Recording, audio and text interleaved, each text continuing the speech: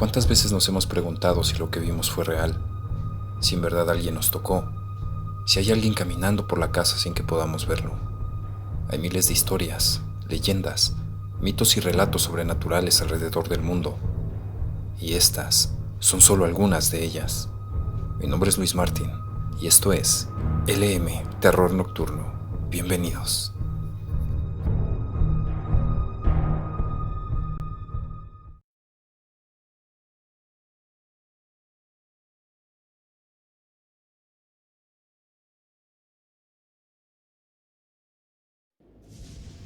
Los gatos bicolor blanco y negro. Leyenda celta. Buick era una gatita negra de ojos grandes y amarillos, la cual tenía un dueño al que amaba y que la llevaba a todas partes junto a él. Paseaban juntos. Él le compartía su comida, dormía junto a ella y hasta hablaba con la gatita. Siempre estaban unidos y su gata lo adoraba. Pero todo cambió cuando su dueño se hizo a la mar. Como no quería que le pasara nada en alta mar a la gatita, prefirió dejarla al cuidado de su madre. Esta la encerró en el granero para que no siguiera a su hijo al puerto. Buick maulló semanas esperando a su amo, hasta que una mañana un vecino llevó una mala noticia a la madre de su dueño. Hubo una tormenta muy fuerte y una ola se tragó a su hijo. Al escuchar esto, Buick, espantada, huyó de la casa y corrió hasta la playa. Como no estaba su dueño, empezó a caminar por la costa buscándolo. Así pasó mucho tiempo. La gatita se encontraba delgada, cansada y sin ganas de seguir. Cuando llegó a Kirkawall, en el norte del país, se asomó al acantilado y le dijo al océano: «Llévame con él, al fondo de tu abismo. Te regalo mi alma inmortal, pues sin él no hay sitio para mí en este mundo». Una ola gigante apareció, llevándose consigo a la gatita, quien cerró sus ojos y se dejó arrastrar por el océano. Despertó en los brazos de un hombre que la secaba con cariño. Abrió sus ojos y lo miró. Ese hombre era su dueño, que al verla recobró la memoria que perdió tras ese accidente en alta mar. El hombre la reconoció por sus enormes ojos amarillos, pero notaba que su pelaje era distinto. Escuchó una voz profunda desde el océano que le dijo: «Me ofreció su alma a cambio de regresar contigo, pero no puedo privar al mundo de un alma tan noble. A cambio, llevará en su manto mi recuerdo, la espuma del mar y un don que le concedo a ella y sus descendientes. Llevarán la armonía y la alegría a cada hogar que habiten». Desde entonces, existen los gatos blancos y negros que llevan el legado de Buick y el don de llevar armonía y alegría a aquellos que comparten sus vidas.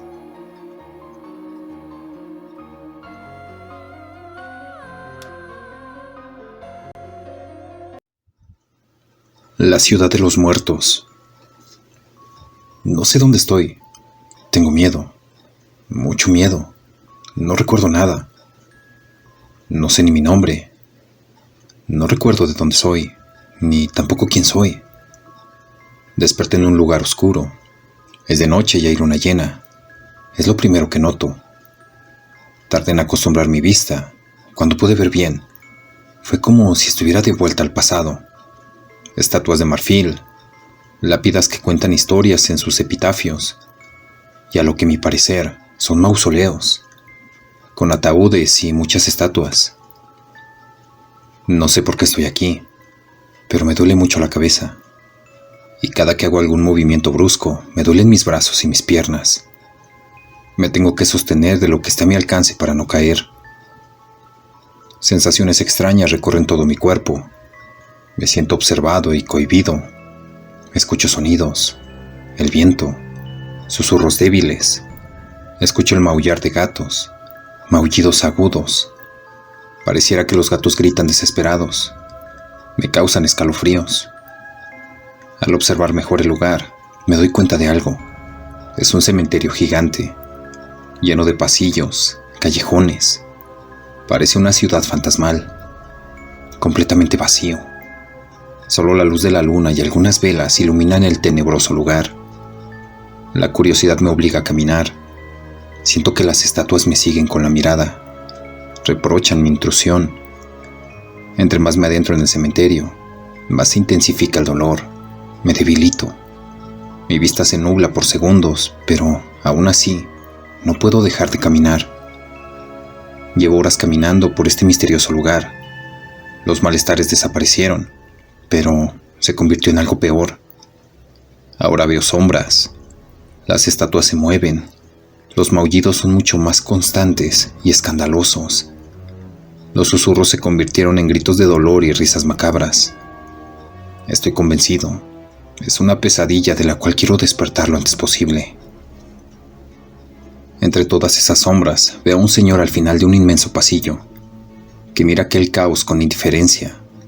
Tiene un traje de guardia. Es el velador. Corrí hacia él con todas mis fuerzas. «Por favor, sácame de aquí», le rogué desesperado.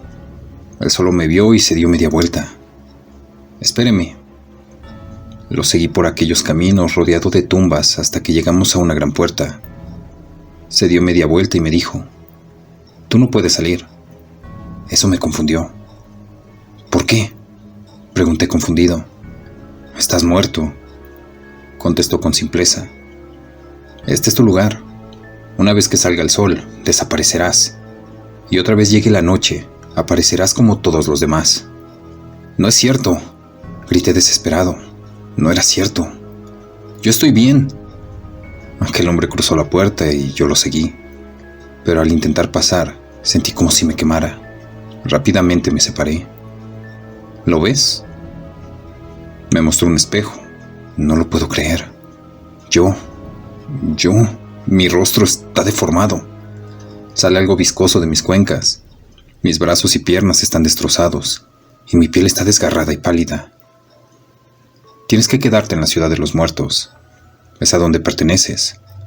Quédate en este limbo de almas sin paz», me dijo antes de irse y dejarme solo en la oscuridad. «No, esto no». Comencé a llorar. Todos los malestares, todos mis recuerdos, todo regresó a mí. No sé qué voy a hacer. Solo me queda vagar por esta ciudad fantasmal. Solo me queda vagar como todos los espíritus que despertaron en este cementerio. Solo me queda esperar la muerte de mi asesino. O puede que busque la manera de salir de aquí y lo destruya.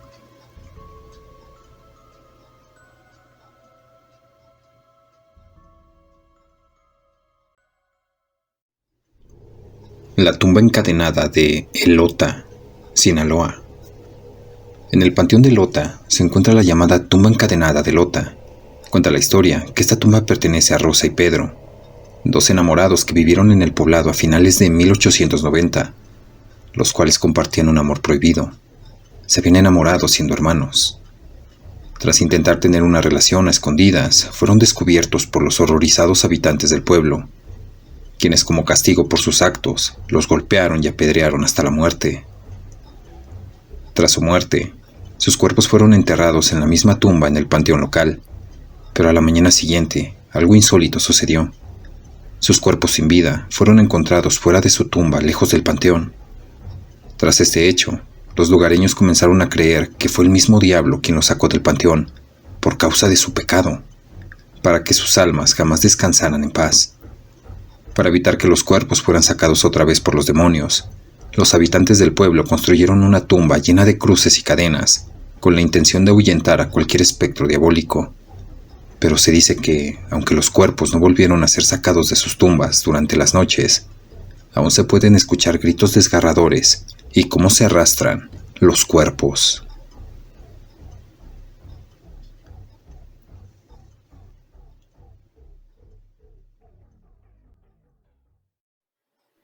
La bruja de Bell. Dicen que la realidad supera la ficción, y es que muchas veces las historias de posesiones o fantasmas de los cuales se tiene el registro suelen ponerle el pelo de punta a más de uno, tal como la que es quizás el episodio paranormal más famoso de todos, el caso de la bruja de Bell. Esta ha sido descrita como la historia más escalofriante del siglo XIX en Estados Unidos y el resto del mundo, gracias a su misterioso desenlace, por el pánico y terror que infundió, y claro, por ser representada en el cine hace unos años. La familia Bell.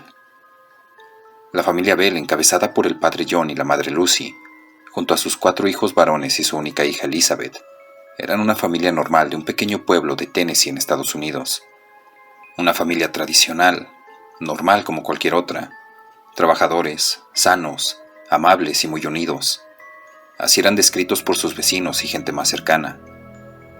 Dueños de una granja medianamente exitosa y negocios alrededor de Clarksville, vivían tranquilamente como cualquier otra familia sureña del siglo XVIII, religiosamente y día a día. Parecía que nada había de especial en los Bell para convertirlos en blanco de uno de los ataques más terroríficos provenientes del más allá. Sin embargo, en 1817, la pesadilla se hizo realidad cuando comenzaron a sufrir una de las peores posesiones de las que se tenga memoria. Todo comenzó cuando la pequeña Elizabeth Bell notó que una de las patas de su cama fue roída fuertemente por lo que pensaba era una gran rata, y aunque buscaron por todos lados al roedor, presuntamente responsable, nunca lograron verlo. Fue ahí que supieron que algo o alguien estaba tratando de atacarlos. A los pocos días, el ente se manifestó a través de sonidos como de un bebé llorando o silla rechinando, pero también moviendo los muebles de su casa, golpes y jalones de cabello por parte de un ser invisible.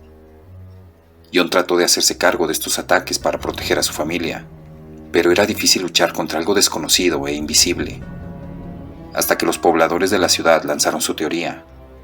Se trataba del espíritu de Kate Batts, mujer condenada a la hoguera por brujería. Víctima de un duro señalamiento, decidió sin aparente motivo atacar a John Bell y su familia como represalia a lo sufrido durante su vida.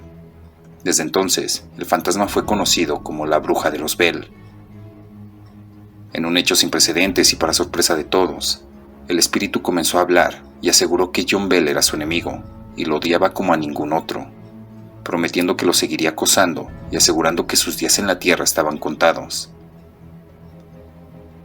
Tal y como lo había prometido, 3 años después de que empezaron los sucesos paranormales en la casa de la familia Bell, John entró en un largo estado de coma que tan solo unos años después le quitó la vida, bajo circunstancias que nunca fueron explicadas. Las historias más macabras cuentan que en el funeral se escuchó al fantasma reír y cantar de felicidad por haber logrado su cometido. Sin embargo, una vez hecho, la actividad paranormal desapareció lenta y paulatinamente. En un arrebato de locura, el espíritu de la bruja de Bell se apareció mediante una gran bola de humo para anunciar que desaparecería por 7 años, y así la familia podría vivir en paz. Para 1828 regresó juguetona, pero unas semanas después volvió a irse para regresar 107 años después.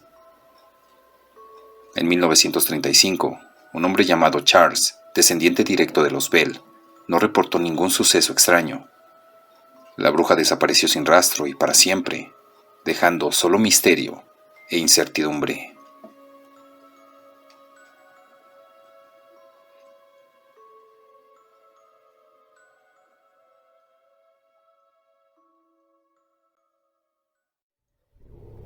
El testimonio de un fantasma. El caso de Elva Hister. El 22 de junio de 1897, después de 5 meses de creer firmemente que su hija había sido asesinada, Mary Jane Hister estaba en una audiencia judicial para dar su testimonio. Hasta entonces, el fiscal del caso la había escuchado afirmar que durante 4 noches su primogénita fallecida, Elva Sona Hister Shue, la visitó para contarle la supuesta verdad sobre lo ocurrido. Según dijo, la propia fallecida le confesó que el deceso no había sido producto de un desmayo eterno, como determinaron los médicos, sino de un homicidio a manos de Erasmus Stroud Shue, quien era su esposo. ¿Está segura de que esas visitas no fueron 4 sueños?, le preguntaron a Hister en el tribunal local del condado de Greenbrier, en el este de Estados Unidos. Sí, señor, lo estoy. No fueron sueños. No sueño cuando estoy completamente despierta. Sin duda, yo sé que la vi ahí conmigo, respondió la declarante, conforme reportaron los diarios locales. Ante la poca evidencia de que la fallecida había sido víctima de un homicidio, varias preguntas agudas sobre la tendencia a la superstición de la madre angustiada salieron a flote. Sin embargo, la mujer se mantuvo firme en su versión. Tras una hora de deliberación, el grupo de jueces determinó que el esposo de la difunta Elva Hister debía ser condenado a cadena perpetua por su asesinato. Y aunque el veredicto no especificó que la revelación del supuesto fantasma influyó en la sentencia, así lo inmortalizó el relato popular que, más de un siglo después, sigue recordando lo ocurrido como el extraño caso que se resolvió con el testimonio de un fantasma. Elba Sonnahister Shue nació en el condado de Greenbrier, Virginia Occidental, en 1876. Erasmus Stroud Shue nació en el condado de Augusta, en el mismo estado que Hister, en 1861. Elba Sonnahister y Erasmus Stroud Shue se casaron a finales del siglo XIX, en el condado de Greenbrier, en Virginia Occidental, Estados Unidos.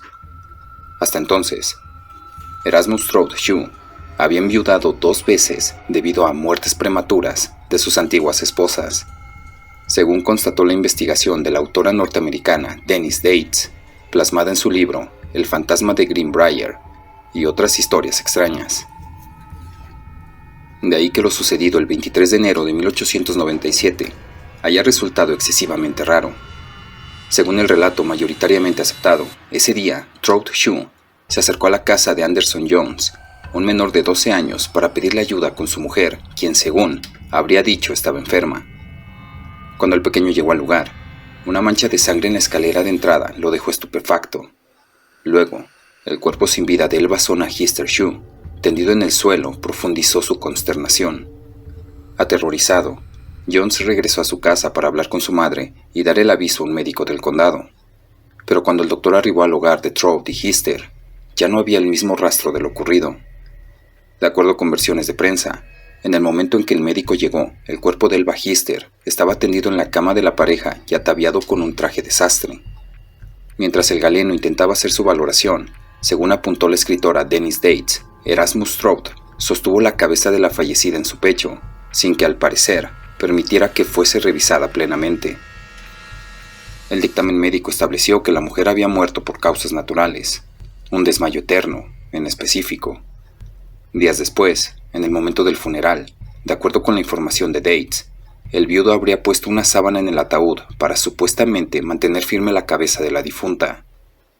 Por lo que han establecido otras fuentes, en ese punto fue que Mary Jane Hister cobró determinación en el caso.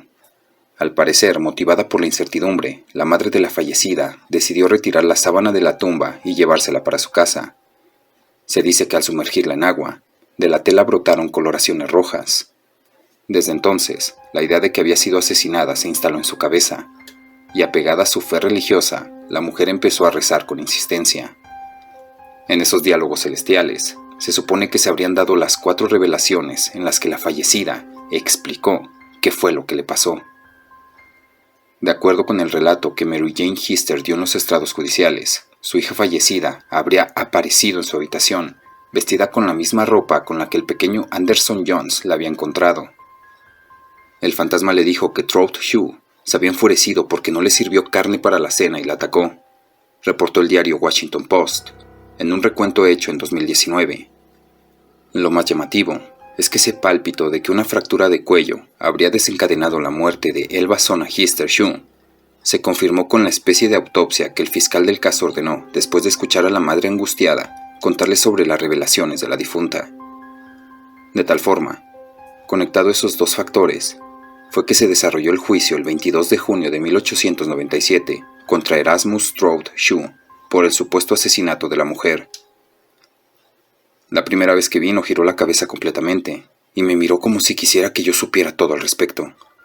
Y en la próxima ocasión que volvió a verme, me lo contó todo. La última noche que estuvo ahí, me dijo que hizo todo lo que podía, y estoy satisfecha de que ella también me haya dicho eso, explicó Mary Jane Hister durante la audiencia. Al final, Stroud Shue fue condenado a cadena perpetua, pero solo pasó 3 años en prisión debido a que falleció por una enfermedad desconocida. Más de un siglo después, algunos investigadores han hecho hincapié en que resulta irrisorio creer que la justicia valoró el testimonio del más allá que relató la madre de la difunta. Sin embargo, la población local y la cultura popular han inmortalizado la historia como el caso de El fantasma de Greenbrier. Así lo recuerda el texto de una singular placa situada en el municipio de Virginia Occidental, donde habría ocurrido el único caso conocido en el cual un testimonio de un fantasma ayudó a condenar a un asesino.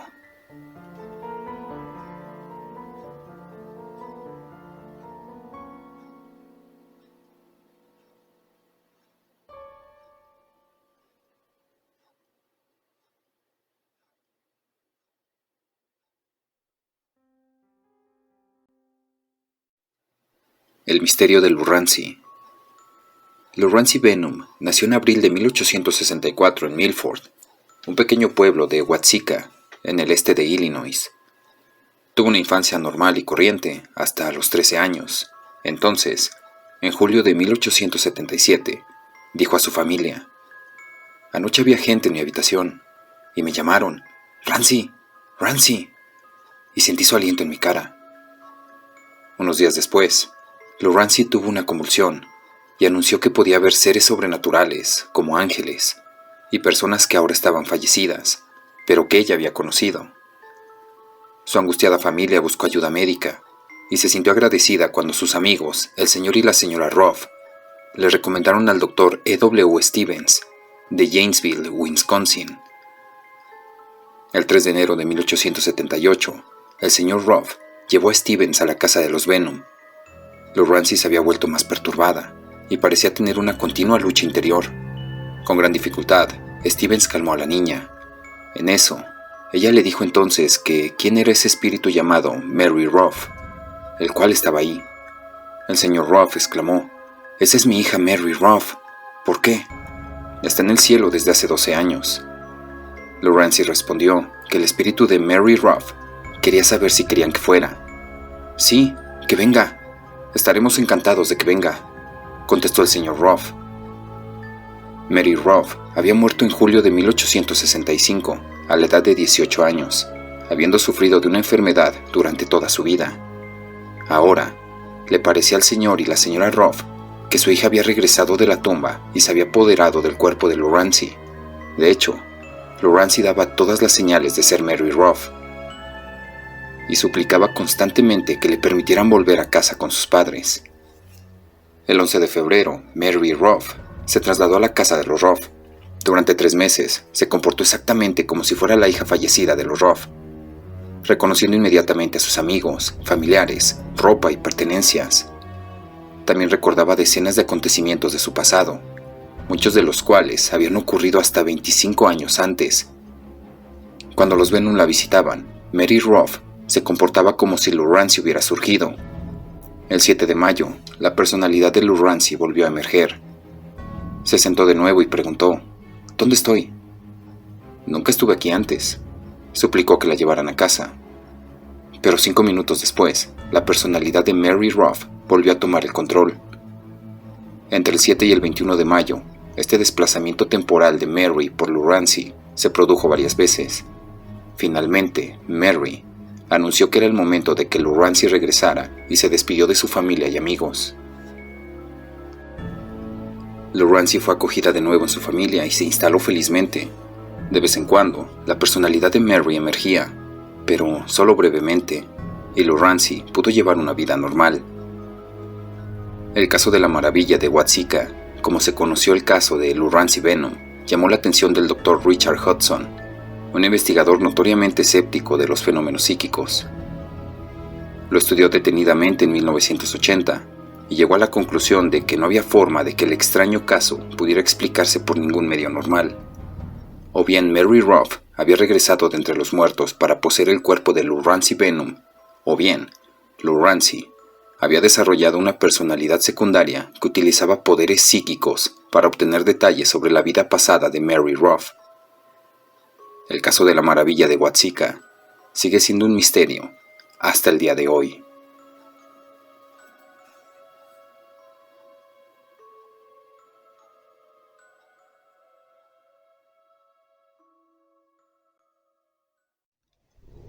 La niña del llanto. Esta es la historia de María, una mujer simple y divertida que pasaba su vida como empleada de limpieza en un centro médico. Vivía sola ya que su esposo había muerto hace unos años. Cada día se levantaba, desayunaba, se alistaba y partía para el trabajo. Un centro médico no es lo mismo que un hospital. En este se trabaja solo de día y en la noche no se encuentra en funcionamiento. María y sus compañeras trabajaban tranquilamente en un lugar muy moderno y climatizado. Como todos los centros sanitarios, su horario consistía en llegar en la mañana y al momento de que todo el mundo saliera, eso se daba alrededor de las 10 de la noche, limpiaba su lugar asignado y podía irse. Eran un grupo de 10 mujeres en total. Como todos los días, María fue a su trabajo y comenzó a limpiar. Alrededor de las 6 de la tarde, llegó una niña que no paraba de llorar. Nada nuevo, ya que se daban muchos casos así. Sin sorpresas, luego de un rato, la niña salió de un consultorio con su madre y se volvió a sentar en recepción, quizá para esperar unos estudios o algo por el estilo. Esa niña no dejaba de ver a María, algo que le inquietaba, ya que los niños no se apasionan por ver a un empleado de limpieza. María no le dio importancia y siguió su trabajo. Llegadas las 10 de la noche, quedaba muy poca gente en el hospital. María fue a su sector y al llegar se cruzó con un doctor que se estaba yendo. Le preguntó si quedaba alguien y este le respondió que no. Se despidieron y el doctor se fue. Como todos los días, María comenzó su trabajo final para poder irse ella también. Al pasar toda la tarde un poco extrañada por esa niña que la observaba de manera tan seria, había descuidado su trabajo y tardó un poco más de tiempo, por lo que fue la última en quedarse en el lugar. Debido a que trabajaba ahí hace más de 30 años, tenía las llaves y se podía ir tranquilamente en cuanto terminara. El lugar ya estaba oscuro, no había nadie. El reloj marcaba las 11 de la noche y María terminó su labor. Sin duda, había sido un día agotador. Fue a la habitación de limpieza y dejó sus cosas. Cuando fue al baño, pasó algo extraño. Una canilla de agua estaba encendida. En ese lugar los grifos tienen temporizador, es decir, que tú lo enciendes, se mantiene un tiempo y solos dejan de echar agua. La única forma de que eso haya estado funcionando es que alguien lo hubiese encendido 10 segundos antes. Una situación muy inquietante, ¿no? María se quedó pensando muy asustada. Primero pensó que la canilla estaba rota, pero en ese momento dejó de echar agua. O sea que se habían cumplido los 10 segundos. Su instinto la hizo salir rápidamente de ahí. Con mucho miedo y además cansada, fue al ascensor para irse. Antes de llegar escuchó un ruido. Al principio era confuso, pero rápidamente se dejó de escuchar. Luego de unos minutos, todavía en el lugar apagando las luces, cerrando las puertas y esas cosas, empezó a escuchar un llanto de una niña, igual al de la nena que había estado antes en el hospital. María se asustó mucho, pero se dijo a sí misma que era una alucinación por el cansancio, aunque el llanto se escuchaba cada vez más fuerte. Era algo realmente aterrador. Al llegar a la planta baja, con un paso acelerado fue derecho a la puerta de salida sin importarle nada. Le llamó la atención algo. En el lugar donde se había sentado esa niña en recepción, había una nota. María sin pensarlo fue a ver qué era. La nota decía: «Olvidaste tu bolso». Eso la dejó congelada. Parecía una película de terror. Pero lo más terrorífico era que sí, definitivamente, se había olvidado de su bolso. Obviamente ni loca iría a buscarlo, pero allí estaban las llaves de su casa y ella vivía sola, así que tenía que regresar. Entonces, cuando subía por el ascensor al tercer piso, este se detuvo. Después se cortó la luz. María no sabía qué hacer. De repente sintió una presencia, como si alguien la estuviese mirando. Antes de que se pudiera mover, se escuchó el llanto de la niña nuevamente. Se encendieron las luces, y María con los ojos cerrados, los abrió lentamente. No había nadie en el ascensor, pero cuando miró en el espejo, vio una niña vestida de blanco detrás de ella.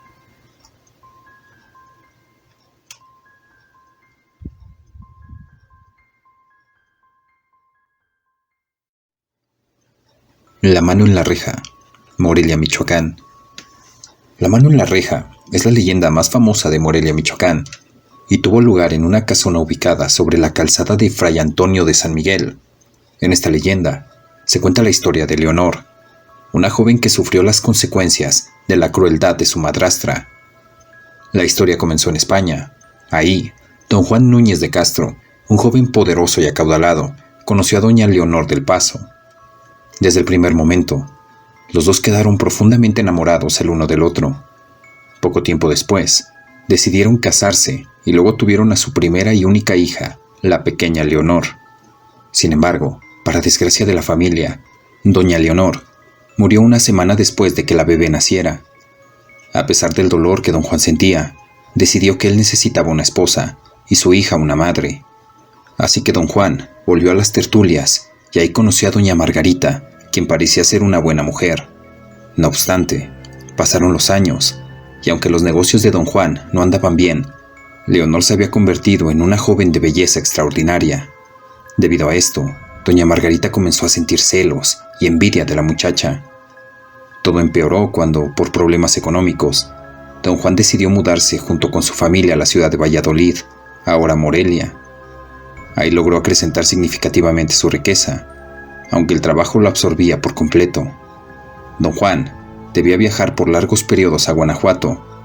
Fue precisamente durante esas ausencias cuando doña Margarita aprovechó para encerrar a Leonor. La joven permanecía enclaustrada toda la semana, a excepción de los domingos. Esos días, doña Margarita le permitía acudir al santuario guadalupano. Fue en uno de esos días cuando Leonor conoció a Manrique de la Serna y Frías, un gallardo capitán que pertenecía a la Guardia Virreinal. Los dos jóvenes quedaron prendados el uno del otro. Comenzaron a verse a escondidas. De hecho, todo su romance se desarrolló a través de la tercera ventana del sótano, donde varias veces juraron casarse y amarse para siempre. Sin embargo, en un momento de descuido, los jóvenes amantes fueron sorprendidos por doña Margarita, quien furiosa encerró a Leonor en esa misma habitación, mientras Manrique viajaba a la Ciudad de México. La intención de Manrique era solicitar una carta al virrey para después pedir la mano de Leonor. A pesar de los esfuerzos, los trámites demoraban demasiado y la crueldad de la madrastra solo aumentaba. Luego, llegó un punto en el que prohibió a los sirvientes acercarse a Leonor para darle comida o agua.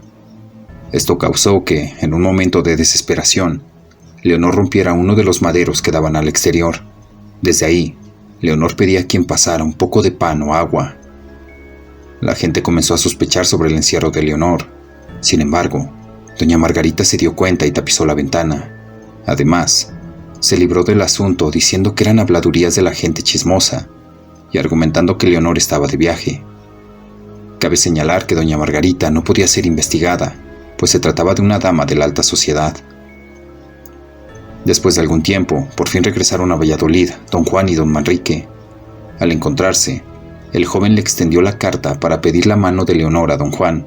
Al mismo tiempo, doña Margarita trató de huir, sin embargo, fue detenida. Entonces, una de las sirvientas se dirigió aterrorizada hacia los dos varones para pedirles ayuda. Se trataba de Leonor, quien continuaba encerrada en el sótano. De inmediato bajaron, no obstante, Leonor yacía muerta. La imagen fue desgarradora. Leonor estaba sucia, con un aspecto cadavérico que se había llevado consigo su inigualable belleza.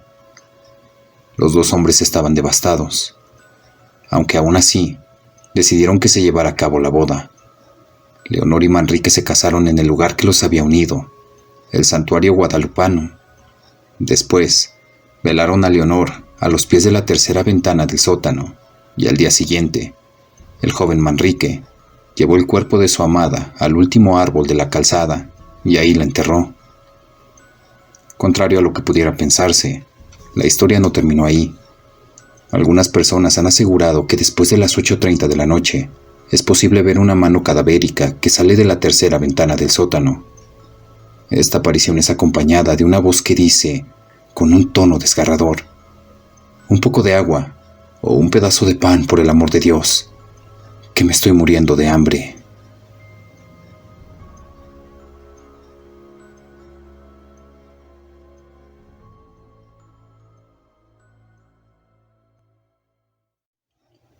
La misteriosa cueva de los Tallos. Misterios insondables se esconden en la cueva de los Tallos en Ecuador. Lo cierto es que se trata de una sima o una cavidad muy profunda en la tierra que parece cortada con trazos muy precisos en la roca. Se estima que la formación tiene 200 millones de años. Este lugar se encuentra en medio de la selva tropical de la provincia de Morona, Santiago, a 460 kilómetros de Quito por carretera, y luego de un extenso recorrido adicional a pie, por la selva virgen de la zona montañosa irregular llamada Cordillera del Cóndor. El viaje a la cueva toma 3 días. La entrada consiste en un descenso de 73 metros de profundidad y 2 metros de ancho. Dentro de la cavidad se presenta un espacio de 7.8 metros de ancho, de 15 a 35 metros de altura y 68 metros de largo. Dentro de la bóveda existen diversos túneles que podrían medir un total de 17.9 kilómetros, según un estudio de la Sección Nacional del Ecuador del Instituto Panamericano de Geografía e Historia de 2017. La Cueva de los Tallos ha sido la cuna de varias teorías de conspiración que aseguran que en ese lugar habitaron seres de otros mundos. La cima recibe su nombre de los tallos, debido a una enigmática ave nocturna de color café y apariencia aceitosa, que vive en cavernas profundas de lugares selváticos y tropicales de Ecuador, Colombia, Venezuela, Perú y Bolivia. En otros países se llaman guácharos y son considerados como los heraldos de seres ultraterrenos. Su chillido es característico y los indígenas shuaras lo asocian a los alaridos de alerta por la presencia de visitantes. Incluso en otros países se llaman así porque en la expansión del imperio indígena precolombino, la adopción del quechua impuso también el prefijo huach, que se refiere a la acción de gritar. El sacerdote salesiano y documentalista italiano Carlos Crespi Crossi coleccionó centenares de piezas y planchas metálicas en un museo de su congregación en Cuenca, una ciudad al sur del Ecuador. Desde que Crespi falleció, no se conoce el paradero de las piezas. En 1926, el padre Crespi dirigió el primer documental etnográfico del Ecuador, Los Invencibles Shuarás, el Alto Amazonas, financiado por la UNESCO, en donde se relata parte de los hallazgos arqueológicos. Entre las piezas encontradas se encuentran planchas metálicas con grabados que recuerdan a la mitología sumeria extendida en Asia Occidental, 2900 años antes de Cristo, y que relatan la historia de la humanidad y su relación con seres venidos del cielo, habitantes de la tierra, del océano o del inframundo. Estas placas fueron consideradas como una biblioteca metálica encontrada en las cuevas por el arqueólogo Juan Morix, a mediados de los 1960. Una investigación realizada por el padre Pedro Porras en 1978 define que la cueva fue habitada por primera vez alrededor del 1000 a.C. El ingeniero escocés Stan Hall organizó en 1976 una expedición a la Cueva de los Tallos, con la participación de una docena de instituciones, elementos de las Fuerzas Armadas ecuatorianas que asistieron para dar seguridad a los investigadores, y Neil Armstrong, astronauta estadounidense y el primer ser humano en pisar la Luna. El objetivo de la expedición era constatar las hipótesis de Eric von Daniken, autor del libro Oro de los Dioses, donde se documenta sobre una supuesta civilización subterránea. En declaraciones para el diario El Universal de Guayaquil, el viernes 6 de agosto de 1976, Juan Morix aseguró: «He descubierto en la región oriental, provincia de Morona, Santiago, dentro de los límites de la República del Ecuador, objetos preciosos de valor cultural e histórico para la humanidad, que consisten en láminas metálicas que contienen la relación histórica de toda una civilización perdida». Sobre lo encontrado en las profundidades de la cueva, Morix aseguró enigmático: «Pueden tildarme de loco, pero hay seres superiores bajo la tierra». Algunos de los objetos que más llaman la atención son las placas de oro con grabados que dan pie a la leyenda de la Biblioteca de Oro, la cual hubiera permanecido como un mito si no fuera por la intervención de un hombre llamado Petronio Jaramillo, que en 1996 se contactó con Stan Hall y le contó que había visitado la biblioteca en 1946. Inesperadamente, pocos días antes de emprender la búsqueda, en 1998, a Jaramillo le quitaron la vida cerca de su casa. A pesar de que la cueva se volvió popular a raíz de la expedición en la que participó Armstrong, un informe del Ministerio de Defensa ecuatoriano detalla que desde 1915 se conocían sus peculiaridades visibles.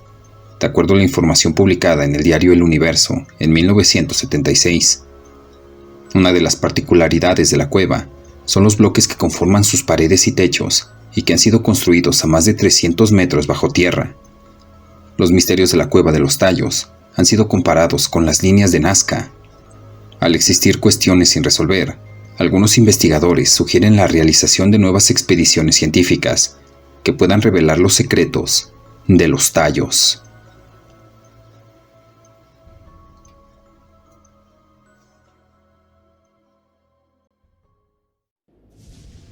La niña de las escaleras. Una mujer y sus 3 hijos vivían en el campo. La casa era hermosa, sin embargo, en ese lugar se respiraba la tristeza. El sostén del hogar había partido para siempre. La viuda y los pequeños debían superarlo. No quedaba más que intentarlo. El tiempo curó las heridas de la mujer, pues conoció a un hombre que la hizo ilusionarse de nuevo. Estaba tan enamorada que aceptó llevarlo a casa para que viviera con ella y sus hijos. No se imaginaba que al tomar esa decisión, todo cambiaría. Al inicio todo era felicidad, pues el nuevo miembro de la familia se comportaba a la altura de las circunstancias. Desafortunadamente, nada es para siempre. Aquel hombre pronto empezó a mostrar su verdadera personalidad, y la magia se empezó a desvanecer. Se cuenta que había perdido el trabajo. Supuestamente, ese era el motivo por el cual bebía demasiado. Ya no buscaba empleo y solo se refugiaba en la parranda. Actitudes que no le agradaban a su mujer y los niños de aquel hogar. A diario discutía con todos. Sus constantes juergas y holgazanería pronto acabarían con la paciencia de la familia. Una noche que había llegado borracho, su esposa le reclamó y, sin más, la empezó a golpear salvajemente. Se avecinaba la tragedia. De pronto, por las escaleras subió la niña menor. Iba en defensa de su madre. Con gran valor, la pequeña se interpuso entre los 2 adultos. Pero aquella situación terminaría por enfurecer más al hombre, y de un empujón se deshizo de ella. Dicen que en un abrir y cerrar de ojos puede suceder una tragedia. Ese día se cumpliría a cabalidad esta sentencia. La madre, con terror, se dio cuenta que su niña era empujada por aquel sujeto hacia las escaleras. Cuando corrió a verla, la encontró muerta. Al mirar el cuerpecito de su niña en las escaleras, la madre quiso morirse también. Un grito desgarrador brotó desde lo más profundo de su ser. Maldijo al hombre y lloró de arrepentimiento por haberlo conocido. Pero ya era tarde para eso. Cuentan que después del entierro, la desdichada mujer se fue con sus hijos de aquella casa. Hay quienes afirman que el hombre se quitó la vida. Otros dicen que simplemente desapareció, pues ya nunca se supo más de él, y el lugar quedó por un tiempo abandonado. Desde aquel día, se rumora que en ese sitio se da cita a un espectro. Es el espíritu de la niña de las escaleras. La gente así la nombra y va contando algunas historias sobre esa pequeña. Se dice que es el fantasma de una inocente que murió por defender a su madre. Se asegura que a veces la niña de las escaleras se aparece para salvar del peligro a alguna persona que ha llegado a esa vivienda. Algunos creen que es un espíritu bueno que ayuda a los inquilinos cuando van por los escalones. La única verdad es que dentro de esa casa misteriosa se aparece una niña en las escaleras. Puede estar triste o sonriente, y a veces se le escucha gritar. Según la gente, esta historia se repite en otras casas. Pero no te preocupes, si te la encuentras y eres bueno, estás a salvo.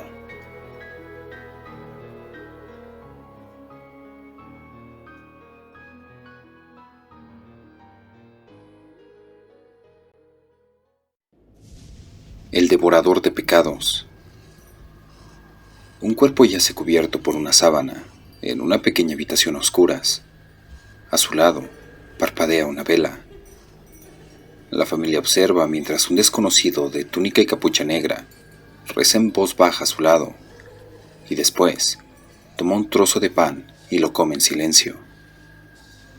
El ambiente se hace denso, irrespirable, por el aroma del incienso y las especias que se queman al fondo de un tarro. Después, el hombre de la capucha se inclina junto a la cama y toma la mano extendida del difunto. La toma entre las suyas, la aprieta con fuerza y se la lleva al pecho. El tiempo transcurre con lentitud, una extraña sensación de desazón. Por último, el hombre deja caer la mano del fallecido y mira a la familia. Está hecho, dice en tono solemne. Un suspiro de alivio flota en el silencio. Los devoradores de pecados comen simbólicamente las faltas de otros, asumiéndolas como propias, liberando con ello a sus clientes de los pecados cometidos durante sus vidas y de los cuales no necesariamente están arrepentidos. El procedimiento era siempre el mismo. Durante la agonía, cuando la ciencia médica ya nada tenía que hacer, y posterior a la extremunción de los sacerdotes, los hombres y mujeres adinerados podían, si desconfiaban de la salvación de su alma por méritos propios, convocar a un devorador de pecados. Los devoradores de pecados tenían una vida mayoritariamente itinerante. Se trasladaban de una región a otra, pues no se les permitía acceder a los lugares públicos, aunque en lo general se los dejaba pernoctar gratuitamente en graneros y chozas. Su dinero estaba manchado por el pecado de terceros, de modo que rara vez se les asaltaba. Aunque se sabía que para devorar los pecados recurrían a una ceremonia especial, nadie tuvo nunca una idea exacta sobre en qué consistía el ritual de los devoradores de pecados. Algunos dicen que comían y bebían simbólicamente un trozo de pan y algo de sal, como síntesis del pecado que asumían sobre sí. John Bradford, bibliógrafo y anticuario, fue el único que registró una pequeña frase del discurso pronunciado durante el rito de uno de los devoradores de pecados. Te doy paz y descanso, querido hombre, y por tu paz yo empeño mi propia alma. El último devorador de pecados del que se tiene noticias fue un hombre de Inglaterra que devoró los pecados de un tal Richard Munslow en 1906.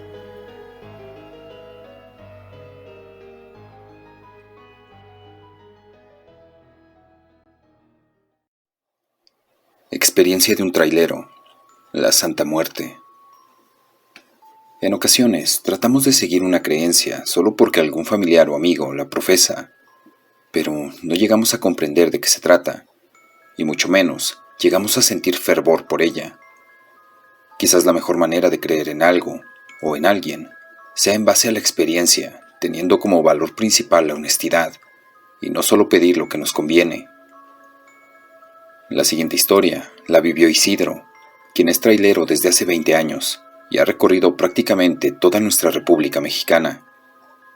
Él nos comparte que desde que inició en este trabajo, veía como la mayoría de sus amigos creían en la Santa Muerte, pero se daba cuenta que gran parte de ellos solo lo hacían como una moda que incluso se la llegaban a tatuar. Isidro acepta que en numerosas ocasiones sus compañeros le insistían que portara una imagen de la Santa, y le aseguraban que si era de oro, era mucho más milagrosa. Sin embargo, Isidro nunca hizo caso a estos consejos, y solo lo veía como una moda de sus amigos.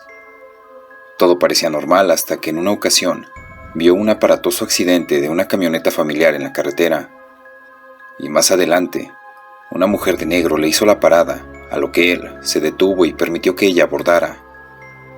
Cabe mencionar que esta misteriosa mujer se veía muy triste, por lo cual Isidro le preguntó, ¿qué le ocurre?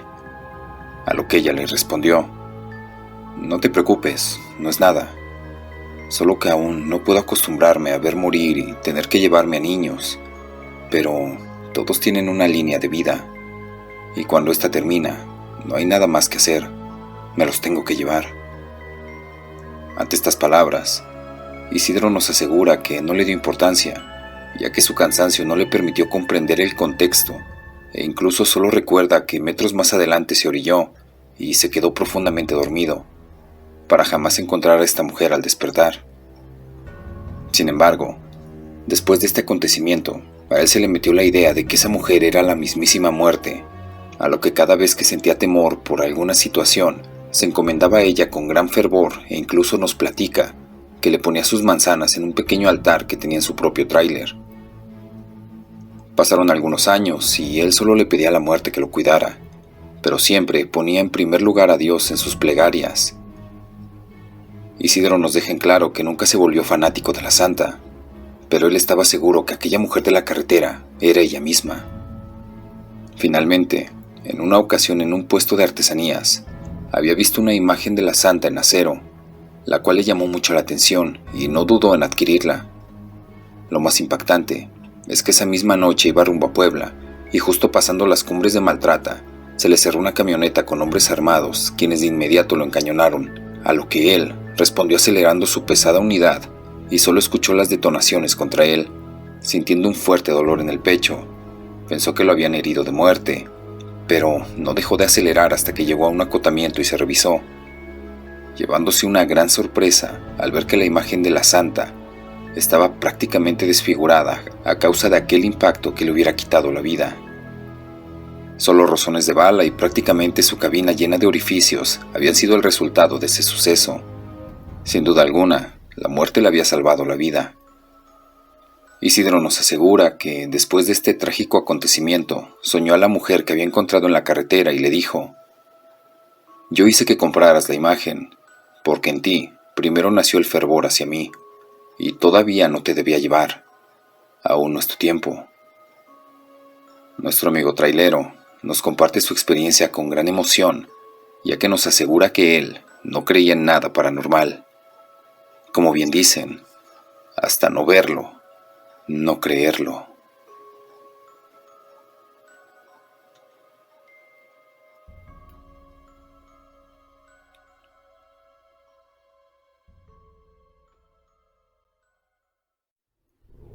El caballero del traje. Hay ciertas normas de vida que nos enseñan desde pequeños. Cosas como siempre ser amable o tenderle la mano al necesitado. Costumbres que Ricardo lastimosamente no tenía, ya que era una persona que, aunque joven, era muy solitario y amargado. No era para menos. Trabajaba en una morgue como ayudante a la hora de hacer las autopsias y también guardando los cadáveres que la gente no reclamaba. Aunque parezca increíble, Ricardo se sentía bien rodeado de los cadáveres, ya que casi no tenía muchos amigos, por ser una persona amargada y grosera. Una noche, saliendo de la morgue, Ricardo se dirigía a casa, que estaba apenas a unas cuadras de distancia, así que podía ir y venir caminando. Pero esa noche sería diferente, porque un hombre estaba siguiéndolo mientras caminaba. Vaya, qué raro. ¿Quién será ese tipo? No logro verlo bien. Mejor me apuro un poco. Ya estoy de mal humor. Lo menos que necesito es que me asalten, pensó Ricardo. Aunque Ricardo aceleró el paso, a este hombre no pareció importarle. Seguía caminando, pero lentamente, como si no le importara lo que hiciera Ricardo. Él, al fin y al cabo, lo alcanzaría. Al llegar a casa, Ricardo encendió el televisor, calentó la cena del día anterior y se sentó en su silla favorita. Pasaron las horas y el sueño se fue apoderando de él, cuando en ese momento escuchó que tocaban a la puerta.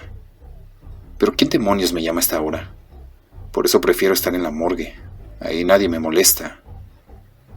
Muy malhumorado se levantó a abrir la puerta, y al hacerlo, ahí estaba parado un tipo muy elegante, vestido con un saco y corbata. El traje parecía muy costoso. Sin embargo, tenía un sombrero, en el cual no permitía verle el rostro claramente, ya que no levantaba la cabeza. Le habló a Ricardo mirando hacia el piso. «¿Quién rayos es usted? Estoy ocupado. ¿Acaso está perdido?», dijo Ricardo. «Buenas noches, caballero. Siento molestarlo.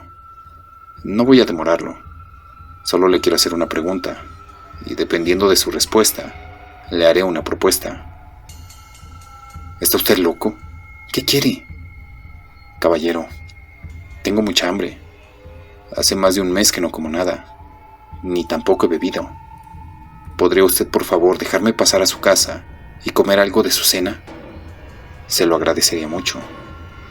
«¿Pero qué demonios sucede con usted? ¿Un mes que no come ni bebe nada? ¿Y está vivo? Le pido que se largue de mi casa. No estoy para bromas. Váyase o llamaré a la policía». «Siento haberlo molestado, Ricardo». Un momento. ¿Cómo sabe mi nombre?». Le decía que le iba a proponer algo según su respuesta. Le propongo invitarlo yo a cenar a usted, y no aceptaré un no por respuesta. «Le digo que se largue, maldito loco». Ricardo tiró la puerta de su casa en el rostro de aquel misterioso caballero que le pedía comida, pero al observar por el mirador de la puerta, ya no había nadie ahí. Le pareció muy extraño todo el suceso, pero se olvidó rápidamente de él y se fue a dormir. A la mañana siguiente se levantó para ir a trabajar en la morgue. Se comió su desayuno y salió de casa, pero al llegar a la morgue, Ricardo aún tenía hambre. Era como si no hubiera comido nada. Así que salió nuevamente a comprar algo de comer y volvió a desayunar. Sin embargo, el hambre no se le quitaba. Para el mediodía, cuando era el almuerzo, Ricardo hizo un pedido de una cantidad de comida como para 3 personas y se fue a la morgue a comer. Pero todo era inútil. Por más que comía y comía, su hambre no se saciaba. ¿Qué me está pasando? ¿Por qué tengo tanta hambre? Ricardo se estaba asustando, pero su orgullo y mal carácter no le permitían pedir ayuda a sus compañeros, y simplemente seguía comiendo. Su barriga se estaba hinchando de tanta comida. Corría el peligro de morir intoxicado, pero el hambre no se le quitaba. Aunque no solo eso le estaba pasando. También comenzó a ver al tipo de la noche anterior por todas partes, pero nunca le podía ver el rostro. Ricardo, asustado, corrió y se encerró en la morgue, no dejando entrar a nadie. Al estar ahí, unos ruidos extraños se escucharon, voces y gruñidos, provocando un mayor terror en él. Y de repente, todos los cadáveres que estaban en las mesas de autopsias se sentaron. Estaban cubiertos por sus sábanas. Se pusieron de pie y caminaban en dirección a Ricardo, el cual ya estaba débil por el hambre. Él no podía creer lo que estaba pasando, y tomando un cuchillo intentó defenderse de estos zombies que parecían atacarlo. «No me comerán, a mí no, ustedes ya están muertos. ¿Qué sucede aquí?», dijo asustado. Mientras Ricardo atacaba a los muertos defendiéndose, unos trabajadores lograron abrir la puerta de la morgue donde se habían cerrado, pero lo que vieron jamás podrán olvidarlo. Ricardo estaba ahí, en el suelo, cuchillo en mano, cortando pedazos de los cadáveres y comiéndolos para saciar su hambre. Él alucinaba que lo atacaban, cuando en realidad él los comía para calmar su hambre. Tanto fue así que empezó a vomitar por estar tan lleno de la carne muerta, escupiendo las entrañas y la sangre. Intentaron detenerlo, pero logró escapar, hasta llegar a un bosque, en el cual podía esconderse en la oscuridad de la noche. Su hambre no paraba, se estaba arrastrando por el piso, sin fuerzas. Su mente estaba tan confundida que comía insectos, tierra, piedras pequeñas, lo que sea que encontrara. Mientras se arrastraba, tropezó con unos zapatos muy elegantes. Al levantar la cabeza, ya casi moribundo, reconoció que era el mismo tipo que había ido esa noche a su casa. ¿Es usted? ¿Qué me hizo? Ayúdeme, ayúdeme. Por más que como, mi hambre no desaparece. Necesito comer más. Deme algo de comer y de beber. Por favor, se lo pido. Me estoy muriendo». «Buenas noches, señor Ricardo. Realmente veo que ha tenido un día difícil. Comer carne muerta puede ser muy peligroso. Se lo digo por experiencia. Pero no se preocupe. Yo le dije que lo invitaba a cenar. Así que lo llevaré a mi casa. Está por aquí cerca, pero veo que no puede ni caminar». «Muchas gracias. Es verdad. No tengo fuerzas. Ayúdeme a levantarme. Cárgueme, por favor». «Señor Ricardo, lo siento, pero no pretenderá que yo ensucie mi elegante traje con su asqueroso cuerpo lleno de sangre y carne podrida. Sujétese a esta cadena. Lo llevaré arrastrándose como un perro. Yo debo estar bien vestido siempre». Ricardo apenas estaba consciente de lo que pasaba. Trataba de abrir los ojos mientras era arrastrado por el caballero del traje hasta una pequeña, pero elegante casa en medio del bosque. «Hemos llegado, señor Ricardo. Este es mi hogar. Ahora entremos a cenar. Mi familia espera. Ellos también tienen hambre». Al entrar, había una mesa algo grande, muy bien arreglada, con velas, manteles muy finos. Los platos, tenedores y cuchillos parecían de plata.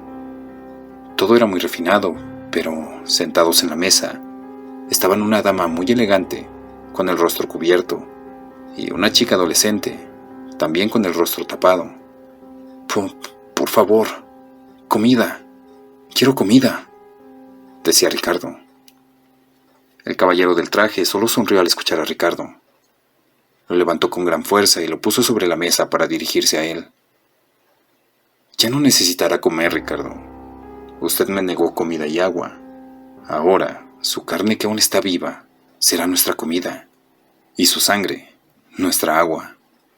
Un mes sin comer ya es demasiado». «Pero, ¿qué hacen? Yo... Lo siento. En verdad lo siento. Perdóneme». La familia del caballero se descubrió el rostro, revelando unos ojos amarillos llenos de maldad y una boca enorme llena de colmillos, tan grande que casi cubría la mayor parte del rostro. Al igual que el caballero, que finalmente se quitó el sombrero, y todos al mismo tiempo comenzaron a comerse a Ricardo, cortando sus pedazos y bebiendo su sangre. En la oscuridad del bosque, solo se escucharon brevemente sus gritos de dolor y terror, dándole fin a su vida de amargura y a su hambre perpetua.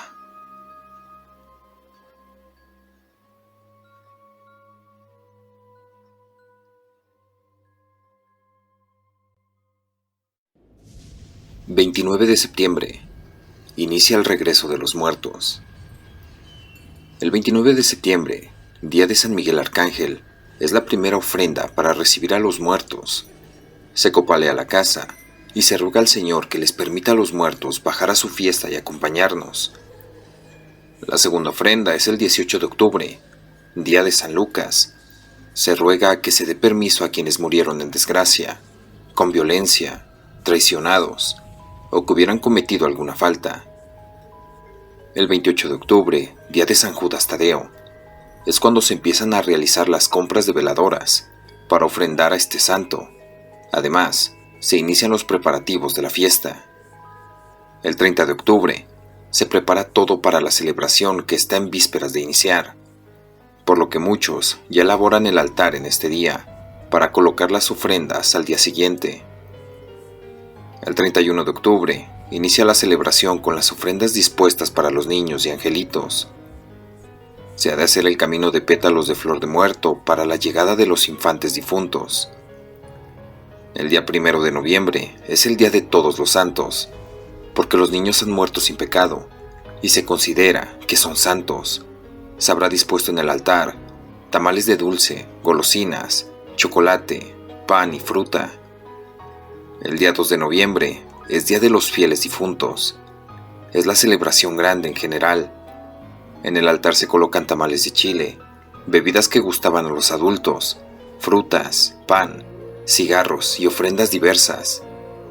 Y por último, el 30 de noviembre, Día de San Andrés, es el día que se despide a los muertos con la última ofrenda y el levantamiento del arco.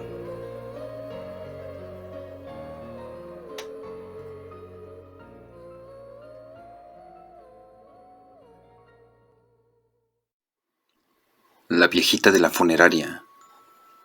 En aquella funeraria había 2 guardias, uno que debía encargarse de la parte de afuera, y había otro guardia que pasaba todo el tiempo dentro. Pero esa noche el frío era tremendo. Un aire helado empezó a soplar, y en un instante ya estaba lloviendo. Así que David entró al edificio a refugiarse. Era ya de madrugada. Todas las luces estaban apagadas, y no podía encontrar a su compañero, que parecía estar dormido porque no respondía al llamado de la radio. Con algo de nerviosismo, David comenzó a gritar el nombre de su compañero, y de pronto, la puerta de una cámara de velación se abrió, y se escuchó un dolido lamento.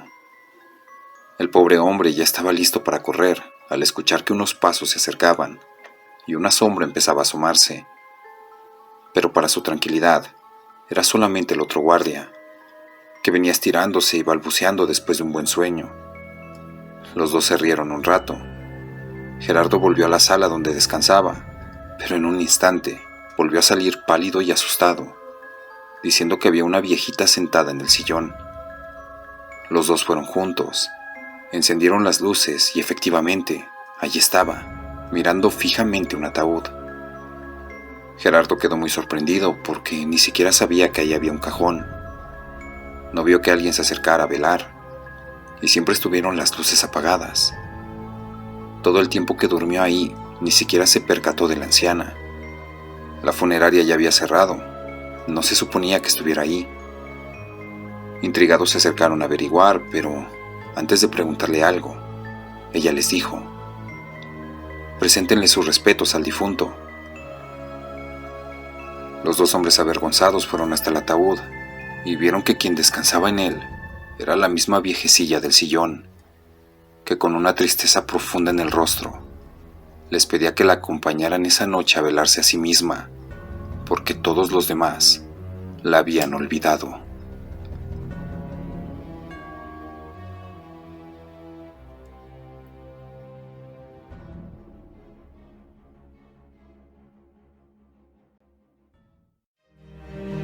Si te ha sucedido algo paranormal, conoces alguna historia o relato que quieras compartir, envíalo al correo que aparece en pantalla, aportesterrornocturno@gmail.com.